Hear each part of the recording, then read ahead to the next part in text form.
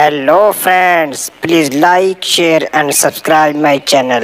और इसी जंगल बरसात शुरू थी। मौसम गर्मियों का था, इसलिए बारिश को सब पक्षी एंजॉय कर रहे थे और सभी पक्षियों के पास भोजन भी था, इसलिए किसी को भी बरसात के कारण कोई परेशानी न थी। लेकिन बारिश अपने जोरों पर थी। रानो चिड़िया अपने परिवार के साथ अपने घर में बैठी उस बारिश के मजे ले रही थी।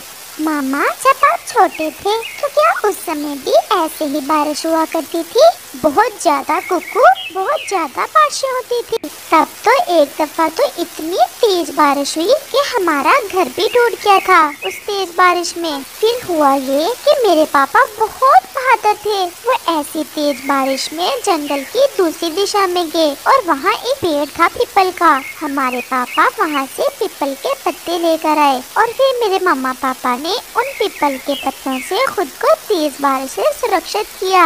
मामा, अगर बारिशें बहुत ज्यादा हो जाए तो क्या हमारे घरों तक भी पानी पहुंच सकता है? कुकू बेटा, हमारे घर पेड़ों के ऊपर है और यहाँ तक तो इतनी ज्यादा बारिश भी हो तो फिर भी पानी नहीं पहुँच सकता।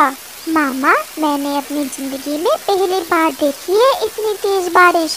मुझे पता है कुकू, तुम डर रहे हो इस बारिश से। कुकू बेटा, कुछ भी नहीं होगा, तुम सो जाओ। बस सुबह तक बारिश रुक जाएगी और फिर हम माँ बेटा नदी की तरफ जाएंगे। नदी तो पानी से भर चुकी होगी। रानो देखती है कि बारिश का पानी तो सच में उनके घर में आ रहा था। कुकू, बारिश का पानी तो हमारे घर में आने लगा है। मुझे विश्वास नहीं हो रहा कि पानी इतना ज्यादा जमा हो गया है जंगल में। तुम बैठो, मैं जरा बाहर देखती हूँ।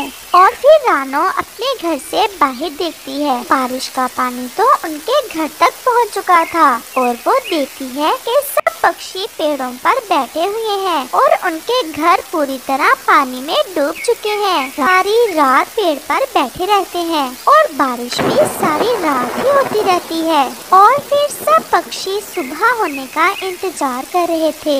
आखिरकार ये लंबी रात गुजर ही जाती है और फिर सब पक्षी एक पेड़ पर इकट्ठे होते हैं। रानो, पानी बहुत ज्यादा है, सब पक्षियों के घर डूब गए हैं और भोजन भी पानी में बह गया है। अब ऐसे हालात में यहाँ हम नहीं रह सकते। अब हमें दूसरे जंगल चले जाना चाहिए। दोस्तों, हमें बारिश के रुकने का इंतजार करना होगा। जैसे ही बारिश रुकेगी पानी उतर जाएगा और फिर हम अपने घर फिर से बना लेंगे। तब तक तो हम भूख से मर जाएंगे। दूसरे जंगल ही जाना बेहतर है। आप सब मेरी बात मान लें, मैं ये जंगल नहीं छोड़ सकती। यहाँ मेरे माता पिता ने जिंदगी गुजारी है। मुझे इस जंगल की हवाओं से अपने माता पिता की सुगंध आती है और वैसे भी साथ वाले जंगल में जो उल्लू रहते हैं वो हमें कभी भी वहाँ अपने घोंसले नहीं बनाने देंगे। चिड़िया ठीक ही कह रही है, वो उल्लू बहुत शैतान है। हम ऐसा करते हैं कि सब पहाड़ों पर चले जाते हैं, वहाँ तक बारिश का पानी नहीं आ सकेगा। जब तक बारिश नहीं रुकती हम पहाड़ों पर ही दिन गुजारते हैं। वहाँ पहुँच जाते हैं। बारिश और भी तेज थी। सब पक्षियों का भूख से बुरा हाल था। हर दिशा में पानी ही पानी था और फिर अचानक से कबूतर की नजर थोड़ा दूर एक पेड़ पर पड़ती है। सब पक्षी वो देखो, सामने उस पेड़ पर कोई फल है। और फिर सब पक्षी उस पेड़ के पास जाते हैं। सब पक्षी सुन ले, हम बड़े हैं तुम सबसे और इस पेड़ पर फल बहुत थोड़े से हैं, इसलिए ये फल हम ही खाएंगे और तुम सब अपने लिए कुछ और ही खोज करो। लेकिन ये फल मैंने पहले देखा था, इसलिए हम सब भी खाएंगे इसे। गोरी कवि बहन, इस मुसीबत के समय में हमें एक दूसरे के साथ की जरूरत है और तुम लड़ रही हो। मेरी तरफ से मरो भूख से। बारिश का क्या पता रुके या ना रुके, ये फल तो मैं किसी और को नहीं खाने दूंगी। अब हम ऐसी बारिश में तुमसे लड़ना नहीं चाहते, आगे जाते हैं। हो सकता है हमें कोई और पेड़ मिल जाए इस पहाड़ के ऊपर। और फिर वो सब पक्षी वहाँ से चले जाते हैं। गोरी, क्या था जो तुम दूसरे पक्षियों को भी ये फल खा लेने देती? बारिश इतनी ज्यादा है कि पेड़ तक डूब गए हैं पानी में और ये फल भी पहाड़ पर है, इसलिए बचा हुआ है। अगर हम अकेले खाएंगे तो 2-4 दिन गुजर ही जाएंगे। और फिर ऐसा कहते हुए गोरी उस पेड़ से फल खाना शुरू कर देती है। और बाकी पक्षी जैसे ही थोड़ा आगे जाते हैं उन्हें पहाड़ पर एक गुफा नजर आती है और वो सब उस गुफा में चले जाते हैं। देखा, अगर गोरी ने हमें वो फल नहीं खाने दिया तो भगवान ने हमें बारिश से बचने के लिए कितनी सुरक्षित जगह दे दी है। वो सब वहाँ बैठे थे। मम्मा मम्मा वो सामने क्या है? कुकू, ये तो एक संदूक है, इसमें इंसान अपनी चीजें रखते हैं। चलो हम देखते हैं इसके अंदर क्या है।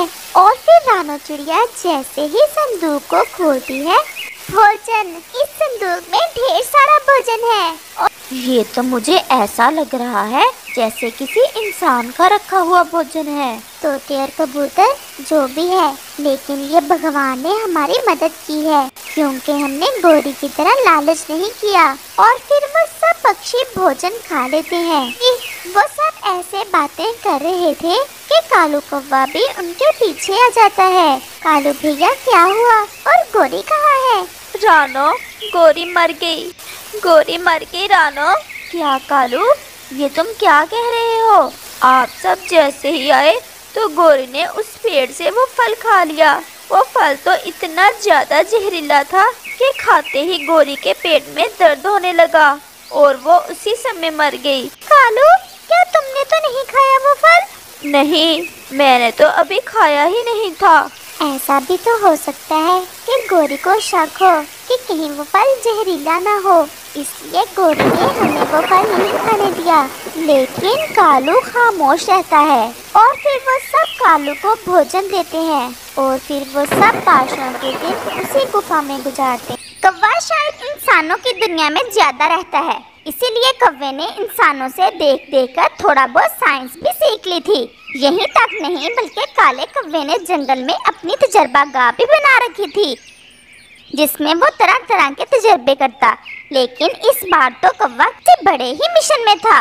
वो कोई ऐसी दवा बनाना चाहता था जिसे पीकर कोई भी पक्षी गायब हो सके। मैं बहुत देर से एक प्रोजेक्ट पर काम कर रहा था, आखिरकार मुझे कामयाबी मिल गई है। अगर तुम मेरा साथ दो तो मैं तुम्हें भी इस तजर्बे में शामिल कर सकता हूँ। कौवे जी, पहेलियाँ ही बचाते रहोगे या असल बात भी बताओगे आप? मैंने एक ऐसी दवा बना ली है जिसे पीकर कोई भी पक्षी गायब हो सकेगा। क्या? ये तो कमाल कर दिया तुमने। हाँ, अब कोई भी पक्षी गायब होकर इंसानों का भोजन भी चुरा सकेगा। ये बहुत बड़ा तजर्बा है। तुम्हारा साथ मुझे इसलिए चाहिए कि अब मुझे इसे आजमाना है। क्या तुम ये तजर्बा मुझ पर तो नहीं आजमाना चाहते? मैं वैज्ञानिक हूँ, मुझ पर विश्वास करना होगा तुम्हें। मैं तुम्हारे पास इसीलिए आया हूँ कि तुम मेरा साथ दोगे। इस तजर्बे में तुम्हें बराबर का शरीक कर रहा हूँ। लेकिन अगर कोई गड़बड़ होगी तो? ऐसा कुछ नहीं होगा।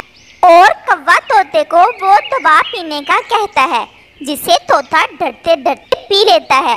दवा पीने के कुछ ही देर बाद तोता अपनी आंखें बंद कर लेता है कि पहले पूंछ गायब होती है और फिर पंख, और ऐसे तोता पूरे का पूरा गायब हो जाता है। मैं कामयाब हो गया, मेरा तजर्बा कामयाब हो गया। अब मैं सबसे बड़ा वैज्ञानिक बन गया। काले कौवे, अभी कैसे कामयाब होगे तुम? पहले जैसा तो करो, फिर ही तुम्हारा तजर्बा कामयाब होगा। सॉरी तोता जी, मैं तुम्हें ये बताना तो भूल ही गया कि तुम वापस अपनी असली हालत में 24 घंटे के बाद ही आ सकोगे। ये बात तुमने मुझे बताई ही नहीं थी। तुमने मेरे साथ धोखा किया है। तोते जाओ, मजे करो, अपने पसंद के अमरूद खाओ, मिर्ची खाओ। और तोता वहाँ से चला जाता है। अब तोता तो सब कुछ देख रहा था, लेकिन इसे कोई नहीं देख सकता था और वो सीधा अपने घर जाता है अपनी पत्नी को थोड़ा सा तंग करने। हेलो तोती, कैसी हो? कहाँ हो तुम? मैं तुम्हें देख नहीं पा रही।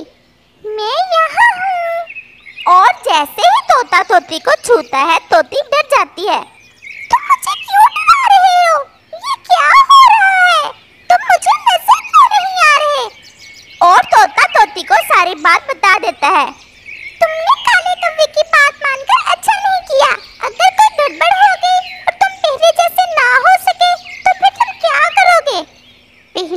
मुझे भी खौफ था इस बात का, लेकिन बहुत मजा आ रहा है।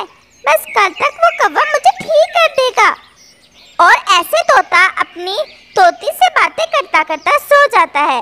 अगले दिन तोता सीधा कौवे के पास जाता है और कौवा भी बहुत चिंतित होकर तोते का इंतजार कर रहा। बस तुम यहाँ बैठ जाओ। और कौवा कुछ केमिकल मिलाकर तोते को पिलाता है, लेकिन काफी समय गुजरने के बाद भी तोता पहले जैसा नहीं हो पाता। कौवे, और कितनी देर लगेगी मुझे पहले जैसा होने में? मेरे ख्याल में तो तुम्हें अब तक पहले जैसा हो जाना चाहिए था। ऐसा लग रहा है कि मुझे अब सारी जिंदगी ऐसे ही रहना पड़ेगा। तुम्हें मैं ही मिला था अपना तजुर्बा करने के लिए। हाय हाय, मैंने तुम्हारी बात क्यों मानी? तुम मुझे अब जल्दी से ठीक कर दो, वरना मैं तुम्हें छोड़ूंगा नहीं।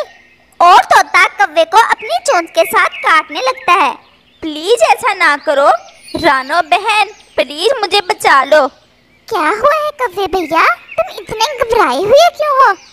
तोता मुझे मार देगा, तुम मुझे इससे बचा लो। लेकिन तोता कहाँ है? मुझे तो नजर नहीं आ रहा। ये हमारे पास ही है, बस हमें नजर नहीं आ रहा। कौवे भैया, कहीं आप नींद में तो नहीं है? यहाँ कहीं भी तो नहीं है। कौवा रानो को सारी बात बताता है। रानो भी बहुत परेशान हो जाती है।